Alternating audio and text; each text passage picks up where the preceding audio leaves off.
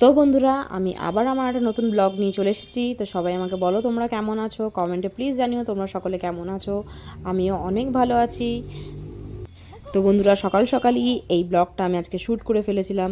তো সকালে ঘুম থেকে উঠে দেখি আমি ফ্রিজে খুব একটা কিছু ছিল না, কারণ আমার আগের দিন সানডেতে আমি গেছিলাম একটু বাইরে, আমার এক জায়গায় নেমন্তন্ন ছিল, সেখানে আমি গেছিলাম। এবং কাল মানে যখন মানডে ছিল তখন আমি আমার মায়ের বাড়িতেই থেকে গেছিলাম, কারণ সেদিনকে নেমন্তন্ন বাড়ি থেকে আসতে অনেকটা লেট হয়ে গেছিলো তার জন্য।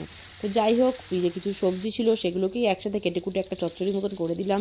অ্যান্ড ফ্রিজে দেখলাম 4টে ডিম আছে। তো সেই ডিমগুলোকে দিয়ে আমি ভাবলাম একটা আন্ডা কারি বানিয়ে দিই। আর কি করব, যা আছে এটা দিয়ে এখন কাজ চালাই, বিকজ ওই ভোরবেলা কোনো দোকান আমি খোলা পাবো না। কারণ আমি সকাল 6টায় উঠে পড়ি এবং 6টায় উঠেই আমি সব রান্নাবান্না শুরু করে দিই। অত সকালে কোনো দোকানও আমি খোলা পেতাম না যে কিছু মানে আমি যাব বাজার করব বা কিছু। যাই হোক, এই আন্ডা কারি আর সবজি বানানোর পর আমি হঠাৎ করে দেখি যে ময়দা নেই ঘরে। তো আমি ভাবছি